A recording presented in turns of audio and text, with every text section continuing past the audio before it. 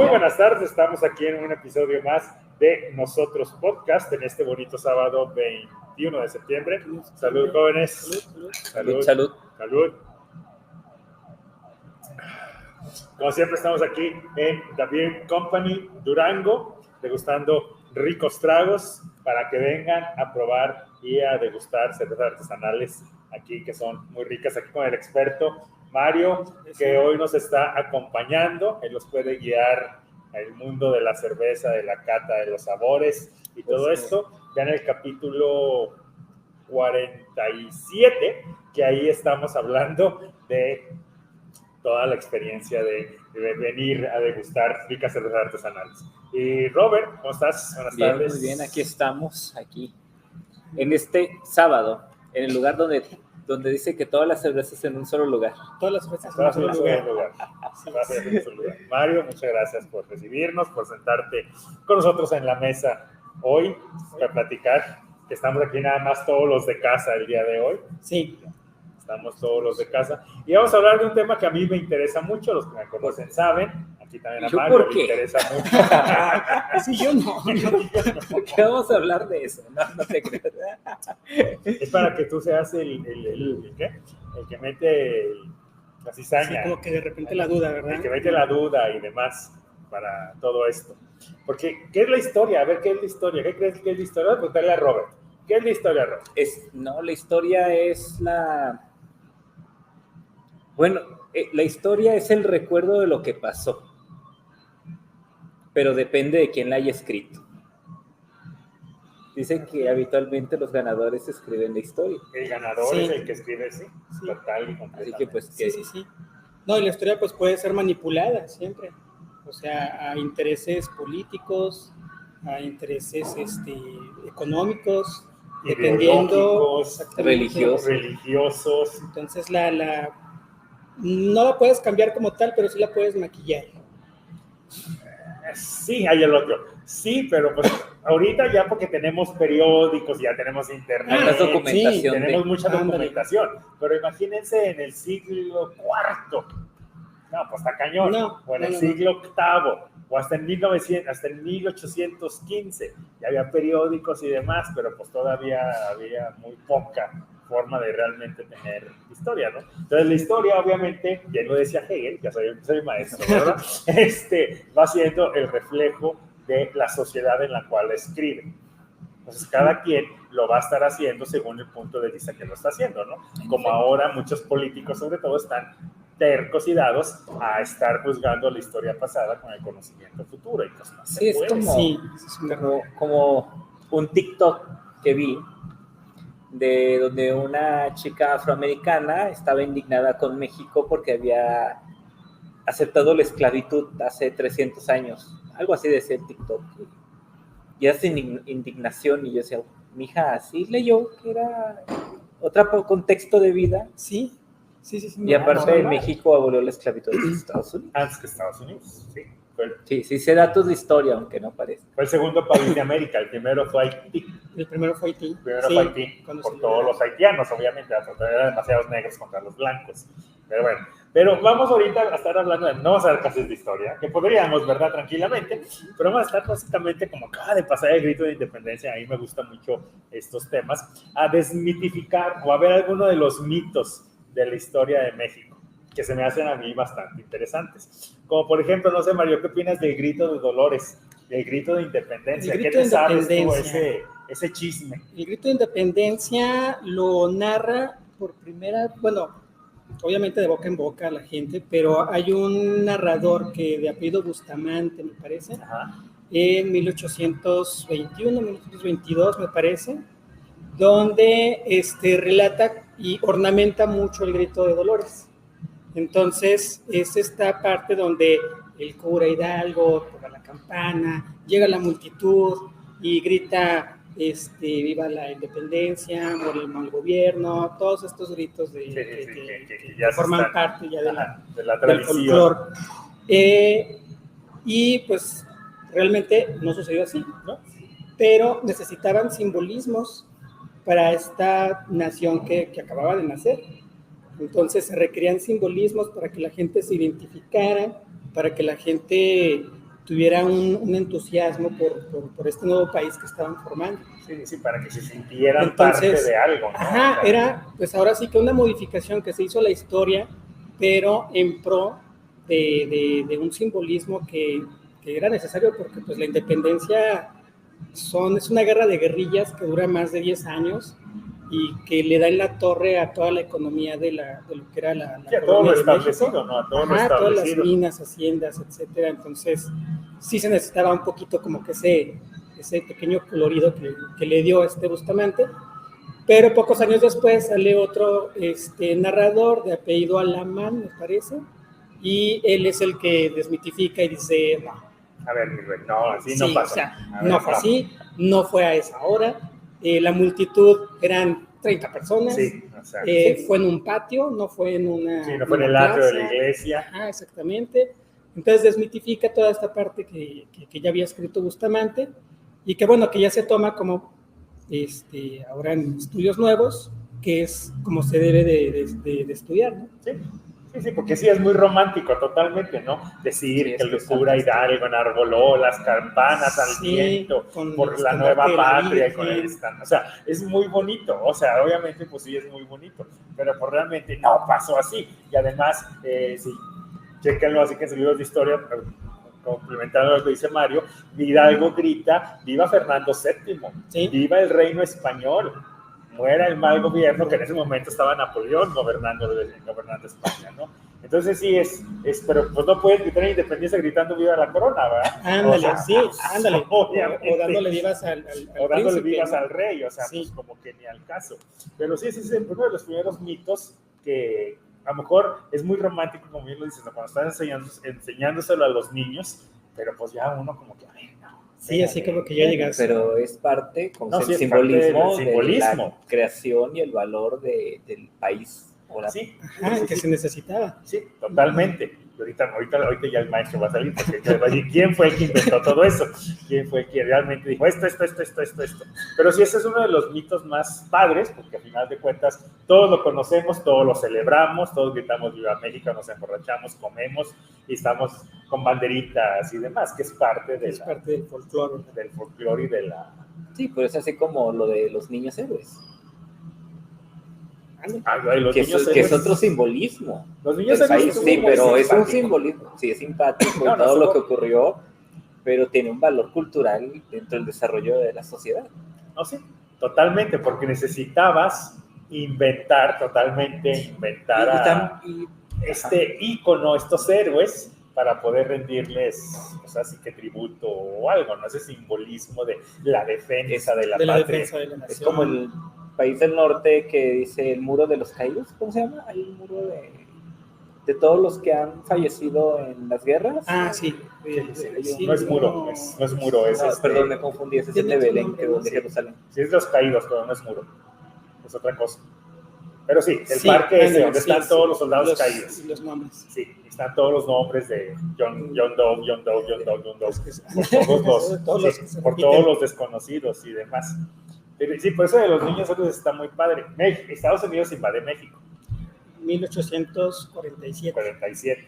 Y van caminando de Veracruz, se pasan por Veracruz, pasan por Puebla. La batalla se fue con Francia, esa también es muy buena. Y luego llegan, ya los gringos llegan a Palacio, llegan a Churubusco, antecitos de Chapultepec. Y en Chapultepec está el colegio de... ¿cómo se llama? No dije bachilleres, no. Sí, el colegio militar. El colegio militar, que sí estaban todos los cadetes y toda la gente. Sí, como 1500, 1200. Sí, era como 1200 aproximadamente. 200 cadetes. De esos nada más eran 50 cadetes. Y todos los demás eran miembros de oficiales y miembros del ejército y personal extra que había ahí. Y que Nicolás Bravo decide que van a montar la defensa ahí para que no lleguen a Palacio Nacional. La última defensa ahí la montan. Y pues, pero sí hay 50 cadetes. Obviamente que para nosotros, pues sí, niños, pues sí, 13, 17 años, para nosotros son niños. Sí, son niños. Para esa época ya te podías casar a los estabas 15 casado, tenías años. los 3 chamacos, o sea, Sí, ya era casado y otro tenías contexto, tres ¿verdad? chamacos, sí, era otro contexto totalmente. A nuestra edad ahorita son un niño, un adolescente. Un adolescente, sí. No, a nuestra edad ya tenían nietos todos, No, ya estabas muerto. Ya estarías muerto para empezar, por enfermedad o por algo, ¿no? Pero es este mito de los niños héroes que nada más nos pasaron Agustín Melgar, Juan de la Barrera, Juan Escutia, Fernando Montes de Oca. Faltan 2. ¿Juan Escutia? Ah, no. Ya no traigo el billete de 5,000 en la cartera. Ay, mire, soy malo para... Me faltan 2, ahorita los acordamos. Fernando Márquez, ya lo dije. Fernando Márquez. Ya lo dije. Me falta 1. Agustín Melgar, Francisco de la Montes de Oca, de la Barrera, Juan Escutia. ¿Y luego? Bueno, son los nada más los 6 niños héroes. Muy mal, Nos faltan muy mal, ¿eh? Bueno, investíguenlo y nos dicen. Ahí lo ponen en los comentarios.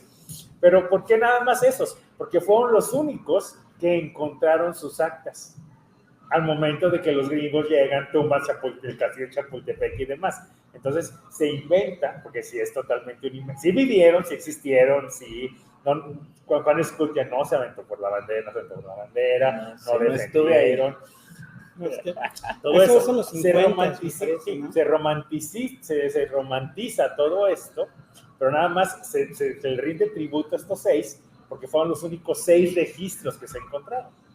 Todos los demás pues no sabían cómo se llamaban, porque se quemó y se destruyó todos los registros de estos 50 cadetes niños, bueno, no tan niños, que estaban ahí, ¿no? Pero como bien nos dijo ahorita Mario con esto de la independencia, no fue para dar esta idea de defensa por la patria. Creo que el mito lo hacen en los 50. No, es Lázaro Cárdenas. Lázaro Cárdenas. Con el gobierno de Lázaro Cárdenas es el que hace todo lo de independencia, todo lo de los niños héroes, enaltece el himno nacional, enaltece la cultura azteca, los olmecas. O sea, es con Lázaro Cárdenas el que se da el mexicanismo, el empuje. Es cuando se da que el charro es el mexicano típico y la china poblana es la mexicana típica. Que vayan a cualquier parte del mundo y piensan que andamos vestidos así. Nosotros pensamos que los japoneses andan con su gorrito y su kimono y así, ¿verdad? O sea, es con Lázaro Cárdenas eso de los niños héroes. Pero eso es interesante, ¿no? O sea, cómo se fue romantizando. Sí ocurrió, o sea, porque sí ocurrió, sí tomaron Chapultepec, ondeó la bandera y todo esto, pero pues también hay demasiados soldados desconocidos, ¿no? Que pues sí, sabrá Dios cómo se llamaría. Pero se agradece a la persona que enriqueció. Sí, ándale. Bueno, uno de los que se estuvo ahí fue Miramón. Sí. Miramón, que después él sobrevive a la batalla de Chapultepec, era cadete. Sí, y se pasa con Maximiliano. Sobrevive y ándale, es del Partido Conservador. Fue presidente. Sí. Fue presidente en la Guerra de Reforma. Y pues cuando los liberales ganan la Guerra de Reforma, se va a Europa. Y ya de ahí, después ya es cuando regresa con la comitiva de Maximiliano. Maximiliano Carlot. Y pues por eso pasa la historia como pues obviamente no un buen chico, ¿verdad? Un traidor. Sí, chico malo, como traidor a la patria. Como traidor, pues, y por eso pues su nombre ya no figura dentro. Sí. Yo creo que si no hubiera sido eso, pues sí figuraría. Figuraría en los, sí figura en los libros de historia, pero como gran héroe de esta batalla, ¿no? Porque también esto hablando de Maximiliano y Carlota, ¿no? Otro mito también es Benito Juárez. Juárez que lo tienen muy enaltecido, muy que acá, que era pues era indio, y dicen que fue el único indio presidente, pero no es cierto. Victoriano Huerta era indio, Porfirio Díaz era indio, o sea, ya muy afrancesados y muy producidos, si quieres. Pero sí, Juárez era el origen, no, y tenía hasta la estatura.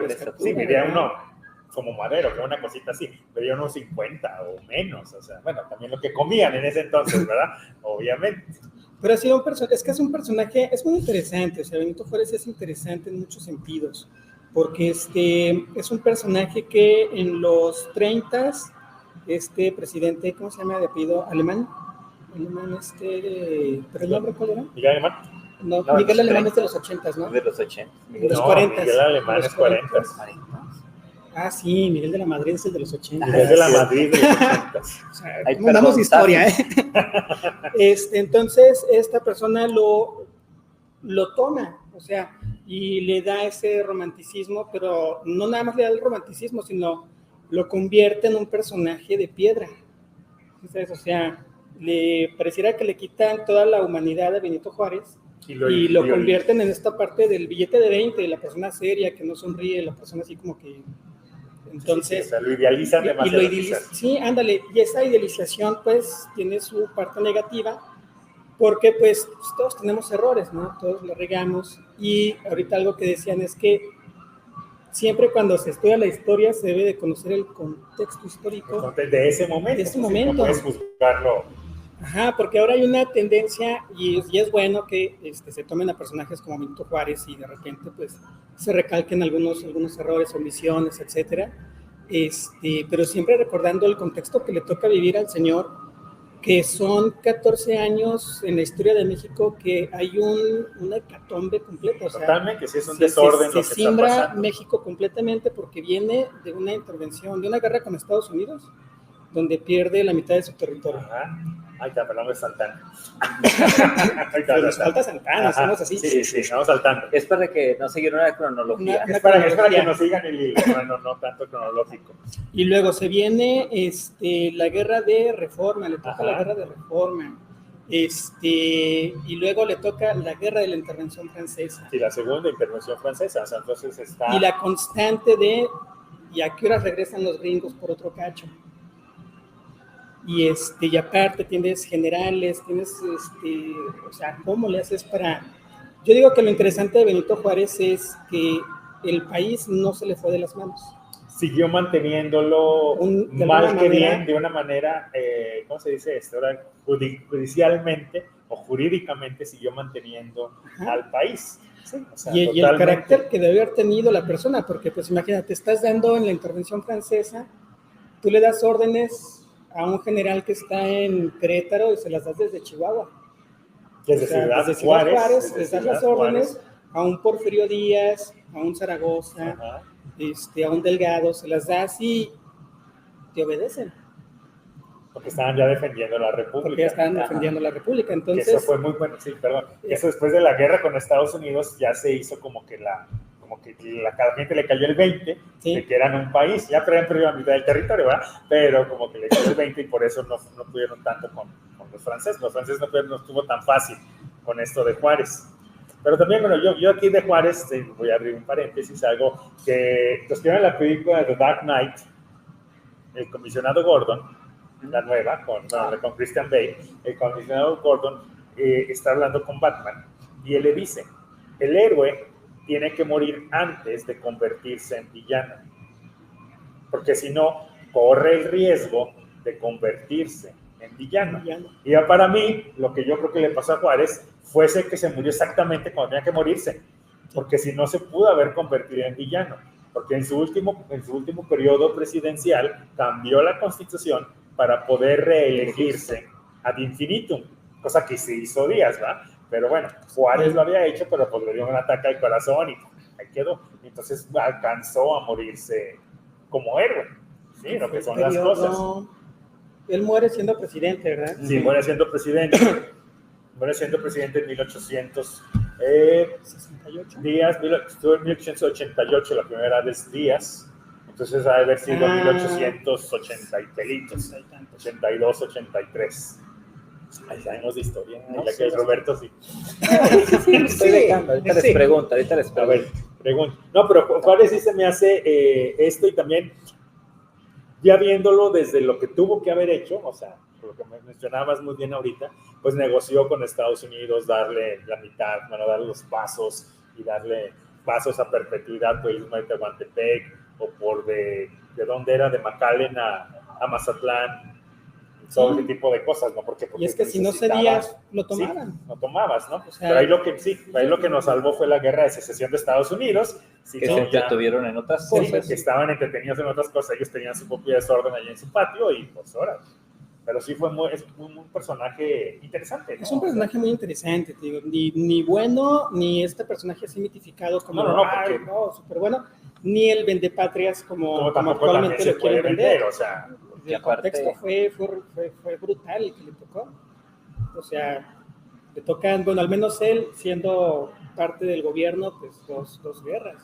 ¿sí? La guerra civil de reforma y la de intervención por Maximiliano. Es una guerra que realmente sí destruye parte del poco ejército que queda después de la intervención americana y que destruye toda la economía más. Y fue una guerra pues ya gratis, ahora sí que la guerra que no debió haber sido. Sí, nada más porque la iglesia no quería soltar. Porque digo, las leyes de reforma sí fueron las leyes que sentaron que México se pudiera convertir en un país. Pues, sí, porque de México se copió para todo lo de aparte, se copió para abajo, de cuenta. Obviamente con muchos errores, ¿verdad? Sí.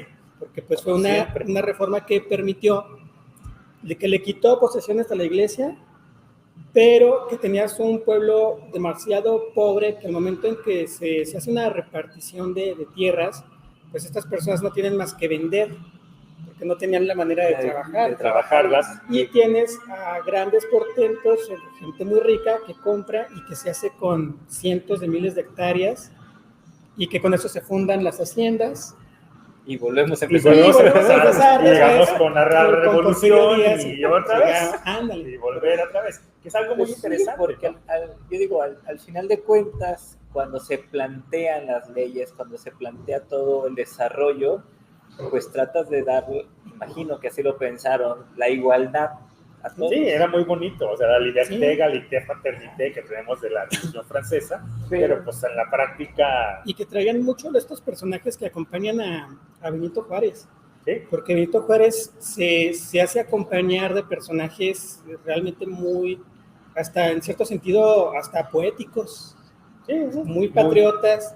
Está el caso de, por ejemplo, el que fue su ministro de Hacienda, ahorita no recuerdo bien el nombre, pero... Me acuerdo de lo que se llama Porfirio Díaz. Miguel Miramón. Me parece que fue... No fue nombres. Farías. Valentín Gómez Farías. Valentín Gómez Farías es su vicepresidente. Fue su vicepresidente. Sí, fue su vicepresidente. Lerdo, ¿no? Lerdo de Tejada fue el ministro de la Corte de Justicia. Y también, todos estaban ahí con Juárez. Entonces, que tienes que su ministro, cuando fallece el ministro de Economía de Hacienda, perdón, de Juárez, y lo van a enterrar, le faltaba un botón, le faltaban botones a su traje, al único traje negro que tenía el señor. Ajá. Entonces, que te habla de personajes, que se rodeó de personajes que estaban ahí con una finalidad de la República. Por convicción, por convicción. No tanto por algún interés seguramente, ¿no? Pero todavía como que había más el honor, ese tipo de cosas, ¿no? Sí, la palabra, la palabra tenía un valor, la palabra tenía un honor, un valor. Sí, no, se rodeaba de personajes así, no recuerdo el nombre de un general que cuando se acaba la guerra de intervención francesa, este general le gustaba escribir y hacía mucha sátira contra la iglesia. Entonces, llega el momento en que el general se retira ya a su tierra, ¿verdad? Y Juárez le recuerda que pues, el gobierno le tiene una deuda de 4 años que no le ha podido pagar. Y este general le responde que a la nación se le sirve, no se le cobra. Entonces, estos personajes que tienen de repente estos pequeños relatos, dices, no manches, o sea, sí estaban pues es como haber estado, me imagino, en una película del cine de oro, donde la palabra, el servir, no sé. Ándale. Que tenía valor, ¿no? O a lo mejor igual voy al punto y no quiero entrar al romanticismo, pero el gobierno no le podía pagar y alguien dijo, bueno, vamos a escribir aquí. Que no aceptó de todas formas, que dijo que al gobierno, que al país se le sirve, no sé. A lo mejor, pasó a la historia como un prócer de la patria. Aquí estoy para cuestionar, para cuestionar y hacerlo renegar un ratito en esos temas de historia. Porque sí, pero lo que tienes que se rodea de mucha gente, porque no era mejor jurista que Melchor Ocampo. No, era mucho mejor Melchor Ocampo, pero Melchor Ocampo no era bueno hablando. Que Zarco, no era mejor en la parte militar, no era mejor que Zaragoza, no era mejor que Santos de Gollado. Pero era como el director de orquesta. Sí. ¿Sí sabes? Al final pero estuvo en el momento justo a la hora. Era un buen CEO. Ajá, era un buen CEO. Él no estaba ahí haciendo esto, pero sabía cómo mover todas las personas piezas indicadas. Ajá, en cada lugar. Sí, como por ejemplo ahí saltando a otro personaje bastante valipuleado, con esta palabra, en la historia, pues Santana. Santana es el chivo expiatorio. Sí, expiatorio, porque, favorito. Sí, porque pues también Santana hizo lo que pudo con lo que tenía y lo que sabía. O sea, sí, pues es que imagínense que México era desde... El doble. No, el doble, desde Costa Rica. Ah, sí, en ese momento era hasta Alaska. Sí, porque nada más eran poquitos Estados Unidos y Canadá apenas empezaba. Era una cosa lo que era la Nueva España. Entonces, pues, ¿quién diablos iba a andar allá con los Inuits? O allá en Alaska, o allá en Vancouver. ¿Quién se iba a andar preocupando por eso, no? Entonces, es bastante complejo. Y obviamente, pues ya la expansión, lo del siglo XVIII, que es expansionista y bla, pues los gringos ven la oportunidad y pues ya abusan, ¿verdad? Pero sí, o sea, le tocó a él pues tratar de defender el territorio con lo que tenía y con lo que podía. Y ahorita lo mencionaste, ¿no? Que no existía la idea de nación. Sí, era muy difusa. Era muy difusa porque no existía esta cosa que llamamos ahora México. No existía, y aparte cada región estaba habitada por diferentes culturas, por así decirlo. En una zona de alemanes, españoles. Aquí en Durango había muchos franceses. Eran franceses, entonces era una ideología diferente que tampoco sentían que estaban en un país que estaba en formación. Yo digo que por eso hubo tanta facilidad de que parte de México se fuera a otro territorio. Sí, totalmente. Porque no existía esta esa región. Y además estaba todo deshabitado, porque Los Ángeles, San Diego, San Dimas, son nombres de santos. Bueno, toda California tiene nombres. Son nombres de santos, porque los únicos que iban eran los jesuitas, o los dominicos, o los salesianos, franciscanos, que es los que iban andando, ¿cómo se dice? Fundando las misiones. Las misiones, y era lo único que había, no había habitantes, más que ingleses, que el gobierno de Santana les permite irse a habitar esta zona que pues estaba sola, ¿verdad? No, y aparte dijo, vaya al carajo. Sí, vaya usted. Nosotros estamos aquí bien a gusto en el centro. ¿Cómo se le decía a la Ciudad de México? Si hubieran sabido... ¿Cómo se llama? El valle con la región más transparente. Más transparente, sí. Es que está bonito, vete allá al desierto. Ándale. Si hubieran sabido que cuando vienes por carretera has manejado ahí en Fresnillo, por el libramiento de Fresnillo, y ya ves que tiene una loma, cuando vas de la caseta, que vienes hacia acá, hay una loma y se alcanza a ver lo que queda del altiplano mexicano, que está así parejo, desértico. Y un día dije, me imagino al caballo de uno de esos exploradores que llegó aquí, y luego le dijo, arre, y el caballo volteó y le dijo, ¿neta? O sea, no hay nada. Entonces estaba pelón, bueno, no pelón, a lo mejor era más huizache, ¿verdad? Pero no sabía nada. Entonces entiendo muy bien por qué ciertos gobiernos dicen, que vete para allá. Sí, y además estaba tan lejos, o sea. Tan lejos. O sea, lo sorprendente que Juárez mandaba telégrafo. Sí. Para que se pudieran comunicar, y aún así el telégrafo iba de estación en estación. Sí, no era tan rápido como ahora, ¿no? Era, imagínate, y se cortaba una línea, ya valió el telégrafo, ya no llegó. Sí, y ya no llegó la noticia. Ya no llegó la noticia, ya no se nada, la instrucción y demás. Sí, pero Santana defendió Veracruz, se dio en la pierna contra los gringos, en la primera intervención francesa. Le toca la guerra de los pasteles. Su primera combate internacional con los franceses, es donde pierde la pierna. Se la quitan y hasta le hace un funeral a la pierna. Sí. Y así como que... Yo creo que desde ahí debieron haber visto como que había algo mal en él, ¿no? Como lo dicen ahora, red flags. Sí, eso sí fue como una red flag. A ver, compa, no andamos bien. Su funeral. Sí, como que algo no anda bien. Y es este personaje que siempre estuvo en constante lucha por el poder, y cuando llegaba, se iba a su Veracruz. Sí, dejaba un presidente interino, y pues como que le gustaba estar en la lucha política porque era bueno. Sí. Iba llegando, ay no, qué flojera. Pero ya llegaba y se retiraba. Sí. Y fue 11 veces presidente. Fue 11 veces presidente. 11 veces presidente. Pues otra red flag.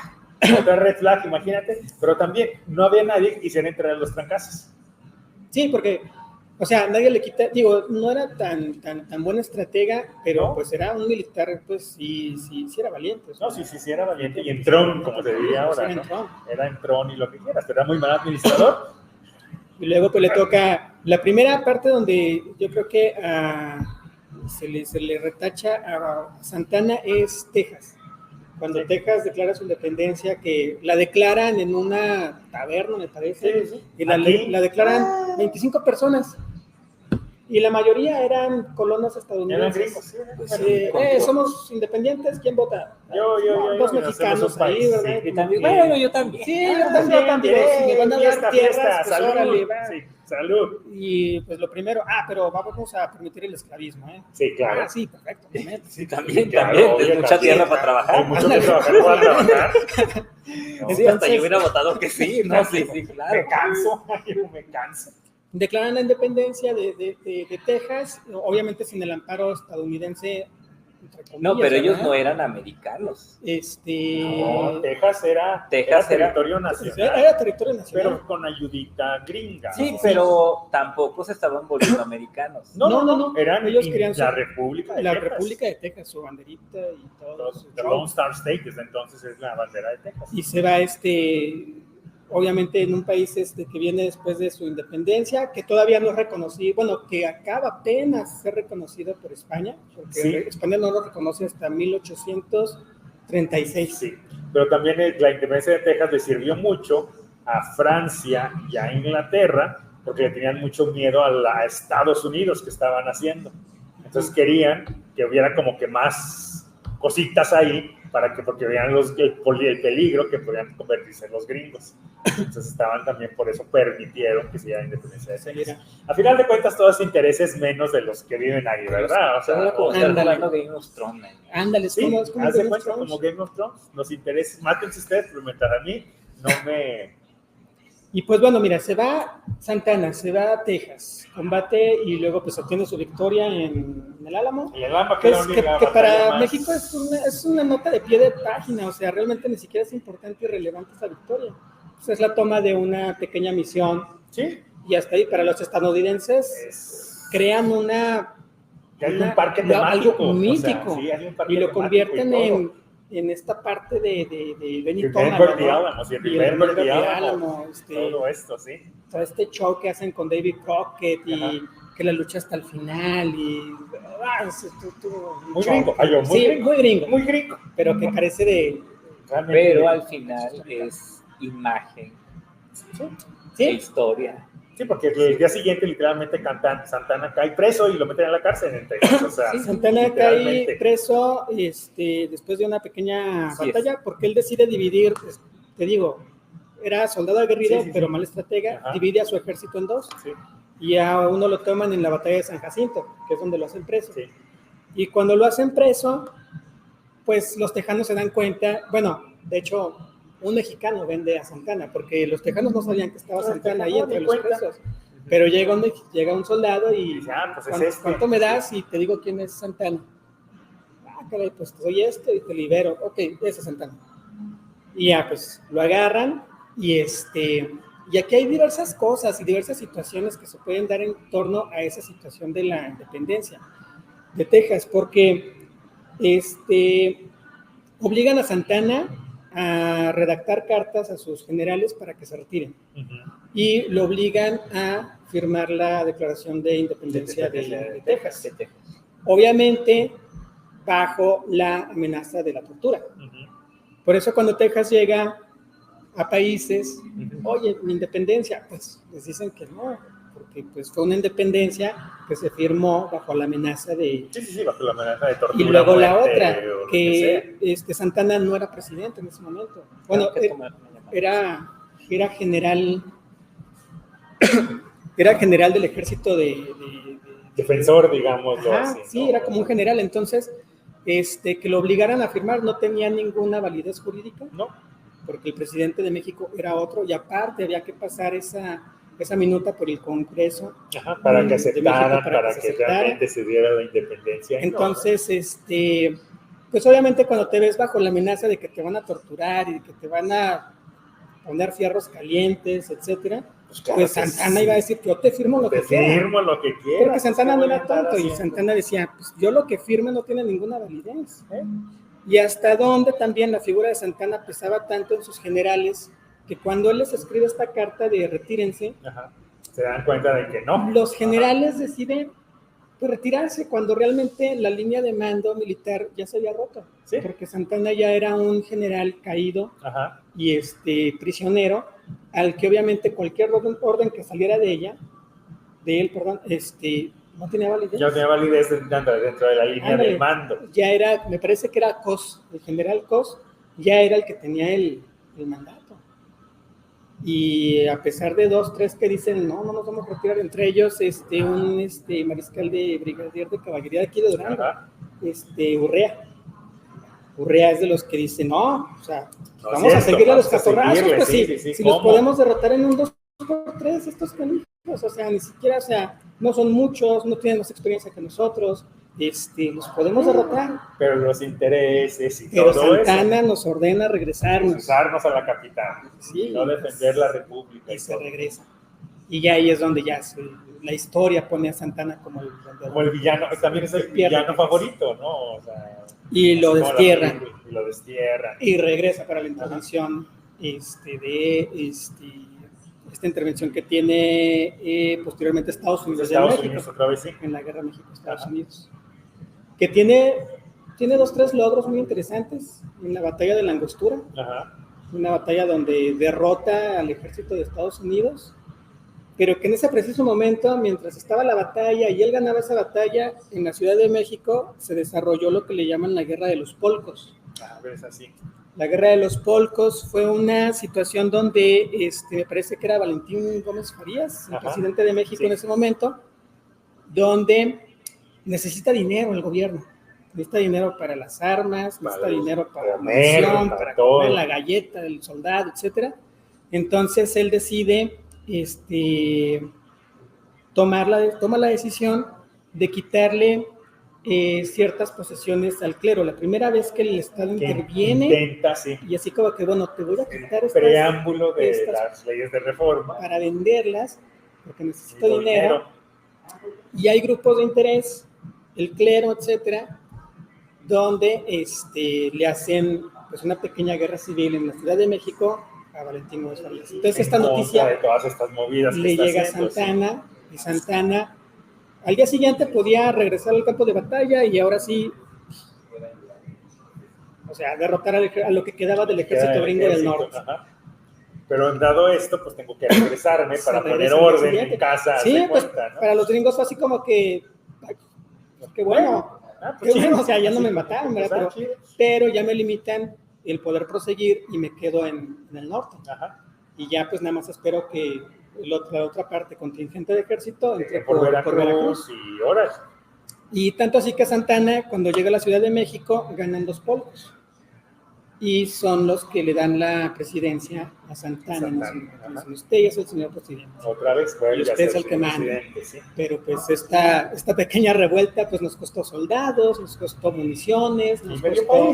Sí, y pues obviamente te vamos a dejar todavía peor, un ejército más diluido, más gastado, más desfragmentado, porque ya hay personas que consideran que nosotros estamos a favor de la intervención de Estados Unidos. Sí, totalmente. Por esto mismo que mencionábamos ahorita, ¿no? De la idea de cero país, o sea, no sé ni por qué estoy peleando, al final de cuentas, ¿para qué peleo? O sea, sí, ¿no? Ya esta idea de que pues no existía, bueno, existía México, pero no existía México, o sea, en papel existía, pero y no en existía esta idea de... la visión de muy de muchas personas, pero también había personas muy poderosas que no compartían. Y no les interesaba, a final de cuentas, ¿no? Que háganse bolas, mátense mientras yo siga teniendo dinero, hagan lo que... Mientras yo siga teniendo dinero, no me molesten, básicamente, no hay bronca. Hagan lo que quieran. No, pero Santana sí también es un personaje bastante interesante. Sí, te digo, es un personaje, es el chivo expiatorio porque México pierde ya la guerra contra Estados Unidos, pierde el territorio nacional, el territorio nacional, y al que se culpa principalmente es a Santana. Es Santana, porque es más fácil. Sí, es más fácil culpar a uno solo que culpar a que todos los demás. Todo lo que realmente sucedió, ¿no? Porque es más fácil juzgar. Tú tuviste la culpa. Sí, ¿no? No arreglaste la cocina. Ándale, toda la culpa a Santana. Lo destierran del país y después regresa. Porque él se muere en 1870, 1800. Sí, cuando se ya muere ya viejo, realmente. Sí, duró mucho tiempo, ya cuando pasa todo lo de Maximiliano y demás. Y muere pobre, muere pobre en Serrano, en Veracruz, pero muere muy, muy pobre. Te cuenta la leyenda que todavía le dejaban afuera de su casa de repente piernas, patas de animales, patas de gallos, así, hasta de cadáveres de humanos, o sea, piernas, le dejaban piernas, o sea, como, no sé, una especie de burla medio macabra. Muy macabra, ¿no? Dejarle piernas a su no pierna. Haciéndole a su pierna. A su pierna, que él había enterrado con su funeral y todo. Pero algo también que es muy interesante, ese tema de Santana. Algo también que me interesa, porque me hace muy padre y muy, también, es otro mito que hay que platicar sobre él, es el Pípila. ¿Qué sabes del Pípila, Rob? Pues que quería quemar una puerta en Guanajuato. Nada de revoltoso. Nada de revoltoso. Y para poder llegar, se colocó una piedra y llegó y encendió la puerta. Y ya. Esas son las generalidades. Pues sí, pero es que es muy romántico, volvemos a lo mismo. Ándale. O sea, volvemos a lo mismo. Yo sí leí Historia de México. No he leído otro libro. Yo creo en lo que la historia de primaria me dijeron. No me digan cosas. No, pero por ejemplo, otra vez el mito del Pípila, ¿no? Es imposible. A lo mejor sí sucedió eso. A lo mejor no sabemos, pero volvemos a lo mismo. Es la romantización de un evento. Ese evento. Que es probable que haya pasado, porque sí, o sea, en la historia sí hay quienes, no, sí pasó, y hasta le pone el nombre a la persona. Sí, aquí otra vez se llama Juan Martínez. Ajá, y hay otros que Juan Martínez. Dicen que realmente es la representación de varias personas que probablemente hicieron ese acto. Ese acto. Pero que es que a veces necesitas héroes. Sí, y México como país, en ese momento que te digo, necesitábamos héroes para fundar este país. Pues como que, ¿quiénes son nuestros héroes? Pues Miguel Hidalgo. ¿Y cómo es? Pues un viejito, porque hasta la figura de Miguel Hidalgo no corresponde. No corresponde, porque Miguel era bien canijo, por no decirlo. No, pero cuando se escribió esta historia, que se le dio forma, que fue con Lázaro Cárdenas, si nos traemos un poco el contexto y la situación, al hablar de un cura, pues te viene la imagen de una persona mayor. Sí, y más de 1810, ¿verdad? Ándale, no puedes considerarlo como un joven, o sea, así es. Y demás. Sí, pero era joven y tenía muchas esposas y tuvo muchísimos hijos. Pero pues no puedes desmitificar eso. No, mucho les gusta esa historia de... Por eso, pero no puedes desmitificar porque también eso. En ese momento en que se le empezó a dar forma a la historia, pues la iglesia o los usos y costumbres pues decían que si era padre, no podía tener familia. Ya cuando vemos otros chismes que ustedes, de los cuales están hablando, ya tienen un contexto, pero es padre entender y saber el origen de la historia y cómo se le dio esta forma para que uno pudiera llegar a Guanajuato y ver la Alhóndiga de Margarititas. Es decir, por esta rampa el Pípila subió con su piedra que pesaba no sé cuántos kilos. Sí, porque era una cantera. Sí, imagínate. Sí, una piedra de cantera. Era una canterita, ¿cuánto pesa? Sí, no, y deja tú. Y a como te la representan en las imágenes, es que se puso un paliacate de cuero y la amarró y la cargó con la cabeza. Claro. Sacrificándose por la patria. Sí. Es eso, o sea, es esa romantización. Sí, se romantiza, André. Se romantiza todo esto del Pípila, ¿no? Así como también, por ejemplo, de los niños héroes, que tenemos nuestro... Sí, pero es padre llegar a Guanajuato, en lo que encuentra el texto, y ves la Alhóndiga, luego subes allá al mirador y está el monumento al Pípila, que es una imagen de Guanajuato y que te representa que el estado de Guanajuato es la cuna de la independencia de México, y luego que agarras carretera y llegas a Dolores Hidalgo y te comes una nieve frente al atrio de la iglesia donde se cantó, donde se gritó el grito de independencia, y vas creando esto, así como dices, bueno, en Estados Unidos del Álamo, todo lo que han generado de identidad americana por el Álamo. Sí. Sí. Porque se necesita, o sea, necesitas, tú como mexicano, vamos, como mexicanos, necesitamos estas ideas para que nos den congruencia y nos den porque, ideas. No, en México lo necesitaba, porque pues si fue con este, ¿cómo se llama? Con Lázaro Cárdenas, pues Lázaro Cárdenas es fue ya nacionalista. El último general. El último general de la revolución. Presidente, ¿sí? Entonces, sí, pero pues, venías de un país que tuvo una independencia muy larga, digo, una revolución larga, ¿sí? Después una especie de guerra entre poderes. Pues siguió una revolución. Luego la guerra de los cristeros. Los cristeros. Fue con Calles, la guerra de los cristeros fue con Calles, entonces, y luego ya sí. Cárdenas llegó a ver, ya va a ver. Ya ver. Y le dio estructura. Sí, necesitaba héroes, creo que si hablamos un poco de Cárdenas, que debes de tener información, supongo que tú igual. Y con el contexto de lo poco que yo puedo saber de él, por mis libros de historia, le dio una estructura al país. Totalmente. Sí, creó las instituciones, creó todo, o sea, con Cárdenas fue el que le dio orden. Calles empezó, pero Calles tenía demasiado desorden todavía y le estalla la guerra cristera, ¿no? Ándale, o sea, sí, pero fue el que más o menos dijo, vámonos por aquí, por acá, y ya con Cárdenas ya estaba todo tranquilito, ya estaba todo bien, ya estaba pacificado, ya estaba todo, y Cárdenas pues fue el que pudo darse la tarea de hacer esto.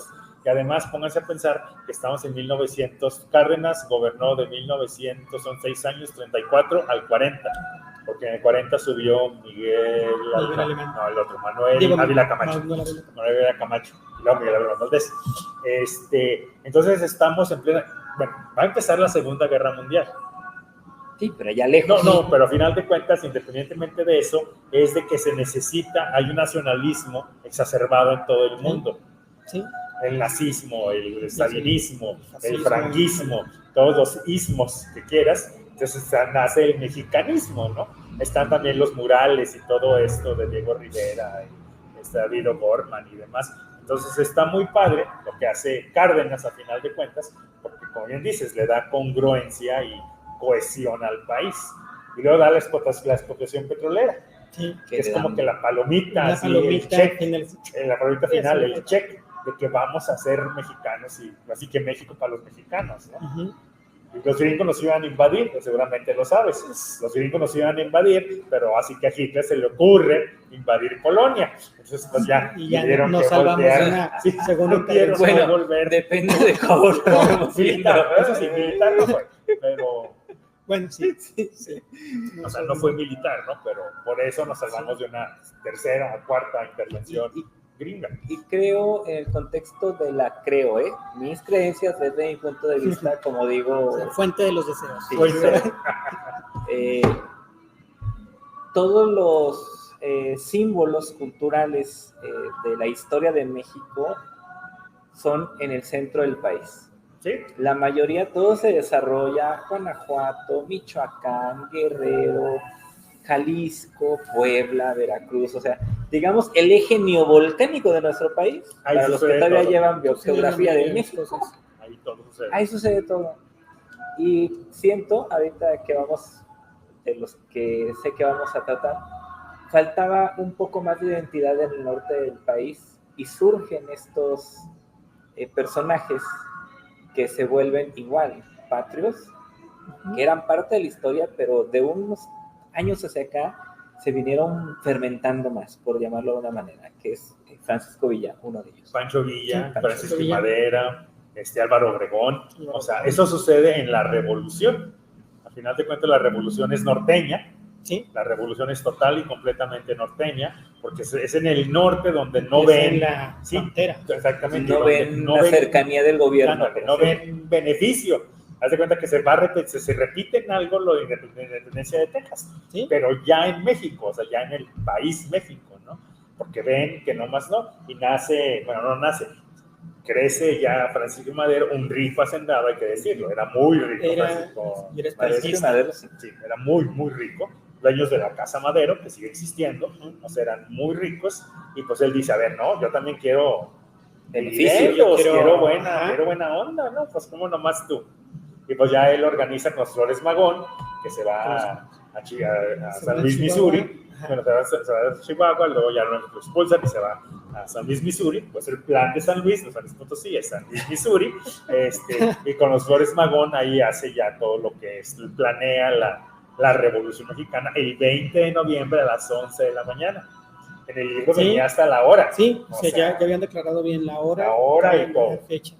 Que cuando se reúnen en la frontera en el norte, hay una situación, una pequeña historia con Pancho Villa, que se hace fan de las malteadas de fresa. Ah, sí, que no las conocía. Que no las conocía y las prueba ya, y así como que le súper encantan, ¿verdad?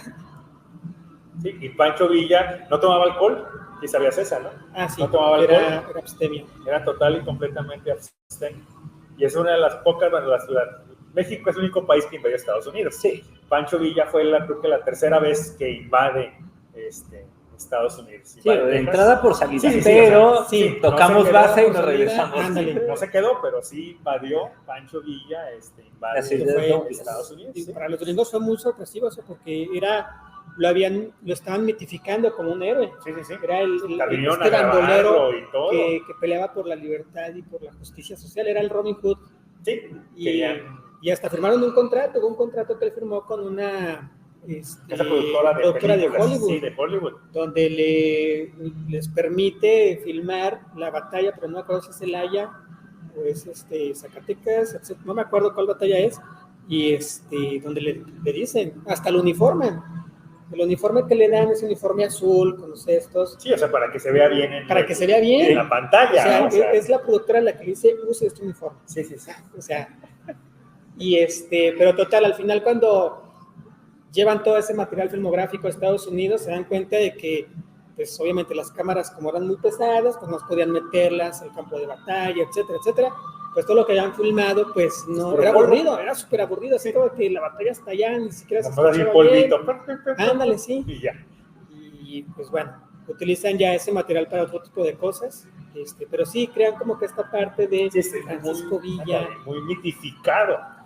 Que se les cae cuando ataca a Columbus. Ajá, cuando llega Columbus, a ver, mi rey, te estoy dando todo. Y como que apoyas a Carranza. Sí, y vienes acá. Y la revolución también fue una revolución, nunca mejor dicho, fue una revolución. Todos pensamos, bueno, mucha gente piensa que la revolución fue, si todos han visto de la mano, Carranza, fue un desastre. No, fue todos contra todos. Ahí sí fue peor que Game of Thrones. O sea, Game of Thrones está aburrido comparado con lo que fue la revolución. Porque todos se traicionaron, todos se hicieron de todo, y todos se peleaban contra todos. Porque la revolución termina cuando Madero llega al poder.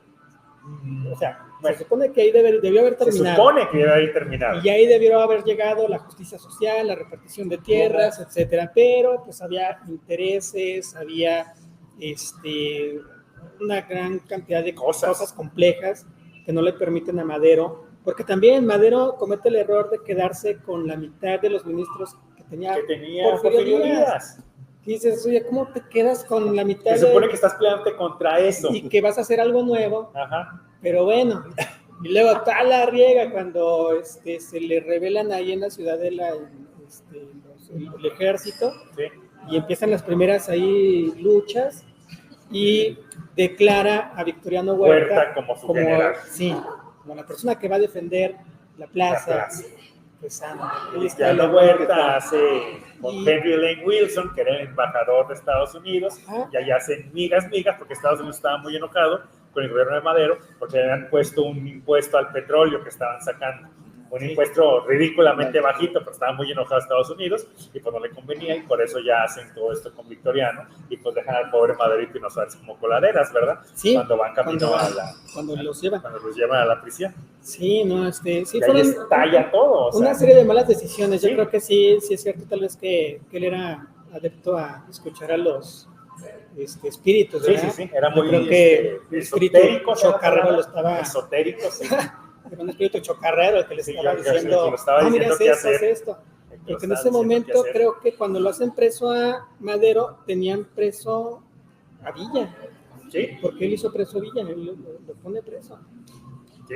Y en todo momento Villa le está diciendo que van a traicionar. Se van a dejar. Y su hermano Gustavo Madero también le decía, nos van a fregar. Pero él no, por eso le llaman el apóstol de la democracia, porque a lo que le faltó a Madero, creo yo, que fue ser más sanguinario, o sea, realmente... Sí, haber matado a todos. Todos. O sea, él pudo, o sea, qué mal se oye, pero él pudo haber ahorrado mucho, a ver todos, todas se me van, ¡pum! Porque luego se levanta Carranza, sí. Se levanta Carranza en Coahuila y luego se pelea contra Zapata y se pelea Villa, se peleó contra y está todos. Contra Obregón y están todos peleándose contra todos, o sea, que antes eran BFX y ya acaban peleándose todos contra todos. Pero también siempre el bando contrario comete también los mismos errores. ¿Sí? El primer error de Huerta es dejar cuando él toma preso a Madero, lo toma preso a él, a Pino Suárez y a este general Felipe Ángeles. A Felipe Ángeles. Y pues cuando la orden es ya matar a Madero y a Pino Suárez, pues se pudo haber echado a Felipe Ángeles también.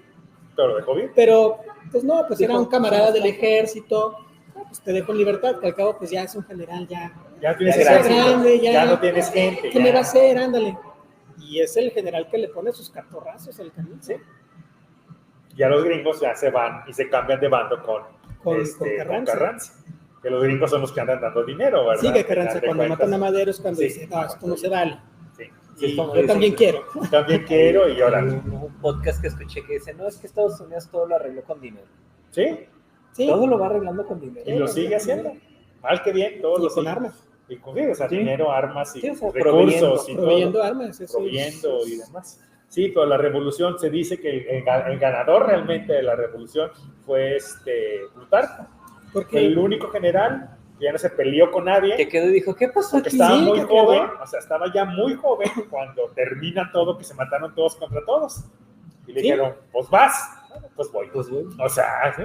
Y la revolución se hace un mito porque al final de cuentas, ¿cuál era el objetivo de la revolución? La justicia social. Sí, terminar con los privilegios, quitar los privilegios. Ay, no sé crear un estado de igualdad, de libertad, de derechos. Lo que escucho en las mañanas. Pues te quedas así como que, ¿y entonces tanto rollo para qué? Fueron de 1910 a 1924. 24 más ya con Plutarco, con todo. De matazones, muertes, el país igual como dice Mario, sin economía, todo hecho, todo destruido, todo patas para arriba, para nada. ¿Por qué? Porque los privilegiados siguieron siendo privilegiados, los pobres siguieron siendo pobres. Porque Porfirio Díaz, pues lo primero que se le revelan, y él dice, y hasta creo que está escrito en una carta, donde él así como que yo no voy a ser el responsable de la destrucción de lo que ya he construido, yo me voy a Francia. Me voy a Francia y háganle como quieran. Y ahí está, y despertaron al tigre. Sí. Es como que esa frase. Obviamente, pues Porfirio Díaz tiene mucha cola que le pisen, o sea, es un personaje muy... Yo creo que dijo, ya me voy. Sí, ya me voy. Es momento. Sí. Pero Porfirio Díaz, bueno, fue muy esa bueno. parte sí se le reconoce. Es muy bueno y es muy malo, lo que te decía ahorita de Batman. Pero es que es como... Era la única forma que tenía. Dijo, si no los aquieto, si no actúo de esta manera, no voy a poder hacer mi proyecto de nación. O sea, si no me voy matando gente y enemistándolos consiguiendo mandamás yo, no puedo hacer nada. O sea, el gobierno de Díaz fue muy bueno en cuanto a cuestiones económicas, de infraestructura, de orden, de progreso, de todo. Socialmente era un asco, obviamente. Sí, porque tenías riqueza en manos de realmente muy poquitos, estábamos de hambre. Pero el país estaba muy bien. O sea, tenías a un, ¿cómo se te ha ido? Herrera, me parece, en Chihuahua, que era prácticamente dueño de Chihuahua. De todo Chihuahua. Este señor, sí. No decían, fulano Herrera es de Chihuahua, no, es de Chihuahua. Y de hecho, este personaje tiene un tataranieto que sigue en la política mexicana, que es Santiago Krill. Pero esta persona fue la persona con mayores posesiones en cuestión de territorio del planeta. O sea, persona, individuo, digamos. No reino, nada, individuo con títulos de propiedad. Pues hasta incluso pues pudiéramos decir que de rey, ¿no? porque era la persona del mundo con mayores propiedades, extensión territorial del mundo. Entonces, que eso fue lo que permitió las leyes de reforma, que estuvieron un poquito mal redactadas, y luego eso permitió la llegada de Porfirio Díaz, y o sea, este tipo de hacendados que tenían todo, tanto el poder, tenían las tiendas de raya donde la gente pues vivía endeudada. Vivía para pagar, no, ni vivía para pagar, no alcanzaban. No alcanzaban a pagar, sí. y los hijos heredaban la deuda, Ajá. y los hijos de los hijos heredaban la deuda. Entonces siempre vivían endeudados, trabajando sin poder haciendo tener más posesiones. Ricos al rico. Ajá. Y ellos más pobres. Sí, pero pues la revolución no solucionó nada. Y la revolución sí, venimos así como que... Estamos en lo que les digo, mis alumnitos, estamos exactamente desde la conquista igual, o sea, ha sido, y es bastante interesante, ¿no? Como es cíclico. Porque el modelo económico funciona. Sí, porque es cíclico, y es básicamente toda la historia funciona por chisme o por dinero. Por chisme o por dinero, no hay más. ¡Qué justicia! ¡Qué... Es romantizar la historia, ¿verdad? Es romantizar que realmente todo lo que ha sucedido en la historia de la humanidad o es por dinero, llámese todo lo que implica dinero, poder, posesiones, como las películas. Sí, por amor. Nada de Elena de Troya, esas cosas. No, ni la de Troya, ¿verdad? O por chismes. No, ya ves hasta la Malinche, que después hablaremos de ella. Ya después veremos de la Malinche, sí. Pero te digo, hasta por amor. ¿Sí? Hasta por amor puede ser. Pero ya ves, hasta Pocahontas, según Pocahontas, sí.